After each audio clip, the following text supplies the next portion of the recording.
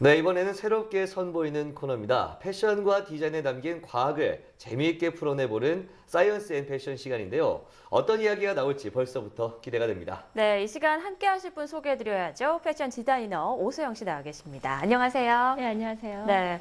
아니, 우리 디자이너님 이력을 보니까 굉장히 특이하더라고요. 네, 어릴 적에 이제 피아니스트를 꿈꾸시다가 대학에서는 고분자 공학을 전공하셨고 지금은 또 이제 능력 있는 패션 디자이너신데 이렇게 세 번이나 인생에서 큰 변화를 겪은 어떤 이유가 있을까요? 저는 누구나 다 자신의 꿈을 한 번에 이루지는 못한다고 생각합니다. 네. 인생에서 제가 세 번의 커다란 변화를 겪었다고 이렇게 말씀하시면, 네. 혹자는 제가 대단한 그 변신의 여왕이나 또 아니면은 한 가지에 만족하지 못하고 자주 변덕을 부리는 그런 사람으로 오해받을 수도 있다고 생각되는데요. 사실 저는 그렇다기보다는 이런 많은 시간들이 제가 제 길을 찾아가는 그리고 저의 꿈을 찾아가는 과정이 아니었나 하고 생각합니다. 네. 다양한 과정을 통해서 이 자리까지 오시게 됐는데 그래서 저희가 직접 오소영 디자이너의 작업실을 방문해서 어떻게 일하고 계시는지 화면에 담아봤습니다. 함께 보시고 계속 이야기 나누시죠.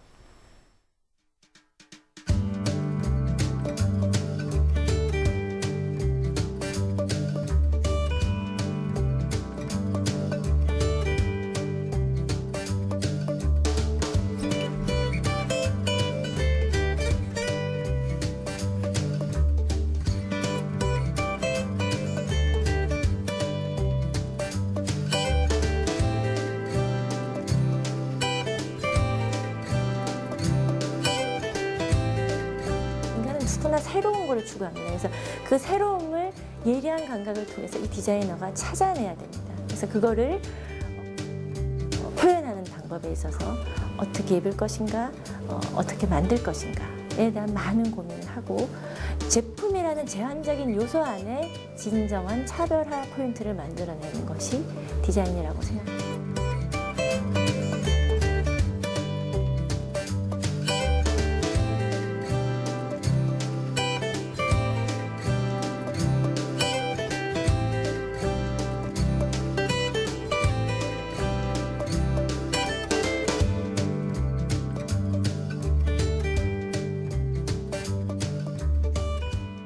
네, 영상을 보니까 굉장히 멋지기도 하고 또 감동까지 싹 밀려오는데요. 어떻게 보면 긴 여정을 통해서 이제 드디어 꿈을 이루신 건데 그 여정에 대해서 조금 더 자세히 설명해 주실까요?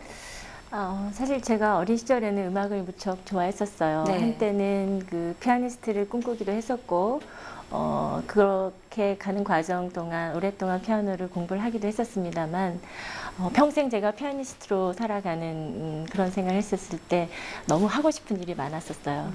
그래서 음악을 과감하게 접었습니다. 네. 그리고 제가 대학 시절에는 고부자 공학을 전공했는데요. 사실 그전에는 건축 설계사가 되고 싶었는데 부모님의 반대가 너무 심하셔서 사실 진학을 포기하고 말았죠. 그 뒤로 제가 대학 생활을, 사회생활을 이렇게 쭉 거치면서 사실 제가 그동안 잊고 있었던 중요한 한 가지를 깨닫게 되었습니다. 그건 바로 저 자신도 모르고 살아온 저라는 사람에 대한 것인데요. 제 안에는 남과 다른 것에 대한 표현의 욕구, 그리고 남들과 정말 진정한 차이를 만들고 싶어하는 그런 열정, 그런 것이 있었던 것을 제가 잠시 잊고 살아왔다는 사실을 깨달았습니다. 네. 사실 저는 피아노도 그리고 과학도 패션도 항상 정말 진지하게 공부했었던 것 같아요. 어떻게 보면 남들은 그렇게 소중한 것들을 어떻게 그렇게 과감하게 버리고 또 새로운 것을 그렇게 쉽게 다시 추구할 수 있었나라고 말할 수 있겠지만 사실은 제가 생각할 땐 이 모든 과정들이 저는 제 꿈을 찾아가는 그런 한 가지 방향의 길이 아니었나라고 생각합니다. 네. 그래서 저는 다시 디자이너가 되겠다는 생각을 했고요. 30에 다시 패션 공부를 해서 패션 디자이너가 되었습니다. 멋지다는 생각이 드네요. 그렇죠. 저는 이 시간 앞으로 어떻게 진행될지 참 기대도 되고 재밌을 것 같은데요. 그런데 정말 패션 속에 이 과학적인 요소들이 많이 들어있나요? 그렇습니다. 프랑스의 유명한 물리학자 아르망 트루소라는 사람이 한 말 중에 최악의 과학자는 예술가가 아닌 과학자이고 최악의 예술가는 과학자가 아닌 예술가이다라는 말을 했습니다. 네. 이 말 안에서 들어있는 내용은 예술과 과학의 그만큼의 깊이 있는 관계를 말을 하고 있는 건데요. 저는 사실 패션이라고 하는 거는 라이프라고 생각합니다. 네. 그래서 패션은 생명과도 같은 거죠. 그리고 패션은 생활과학에서 시작됩니다. 그래서 패션 디자인과 과학의 교집합을 찾는다면 사실 굉장히 무한하다고 볼 수 있지만 단지 우리가 그렇게 느끼지 못하는 것은 일반인들에게 느껴지는 패션은 굉장히 먼저 화려하고 또 굉장히 스피드하게 변하는 것으로 먼저 다가가기 때문에 네. 그 안에 숨어 있는 과학이 가려져서 보이지 않을 뿐이죠. 네. 예를 들면 쉽게 저희가 접할 수 있는 옷 하나를 만들 때 저희가 사실 꼭 필요한 게 원단이 필요하고 패턴이라는 게 필요합니다. 그래서 네. 저희가 알고 있는 이 원단, 이건 직조부터 그리고 염색 과정 모든 것이 사실 과학이죠.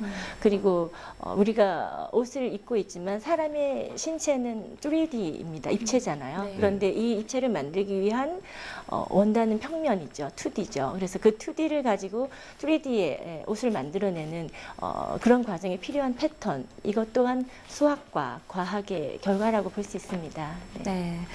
일단 디자인이라는 영역 자체가 굉장히 넓기 때문에 앞으로 다양한 주제를 다룰 수 있을 것 같고요. 그리고 네. 우리의 생활과도 참 밀접한 그런 분야인 것 같아요. 네, 그렇습니다. 자, 그럼 다음 시간에 어떤 내용을 이야기해 주실지 잠깐 좀 얘기를 해 주실까요? 네, 저희 코너의 첫 방송은 네. 그 주제를 색과 패션이라는 제목으로 색을 통해서 본 패션과 과학에 대한 이야기를 준비하려고 합니다.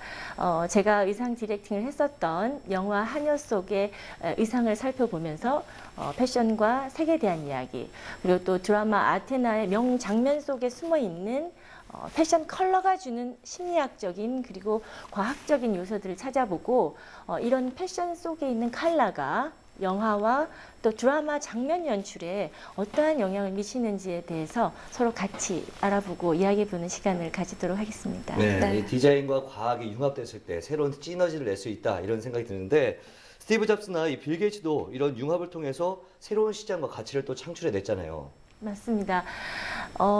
그 예를 우리가 역사적으로 찾아보면은요, 중세 유럽 이탈리아의 메디치 가문을 들 수 있습니다. 그 당시에 메디치 가문에는 굉장히 다양한 음악, 미술, 건축, 문화, 모든 서로 다른 분야의 다양한 전문가들이 서로 교류한 것이 바로 르네상스의 기원이 되었었습니다. 네.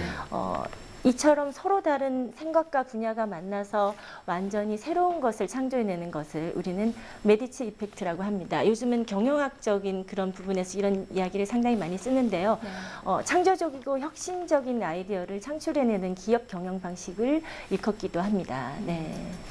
최근에 화두가 융합이라고 볼 수 있는데 네, 앞으로 이 사이언스 패션 시간이 융합형 아이디어를 보고 배울 수 있는 아주 유익한 시간이 될 것 같네요. 앞으로 기대 많이 하겠습니다. 네, 네, 감사합니다. 오늘 말씀 고맙습니다. 네, 감사합니다.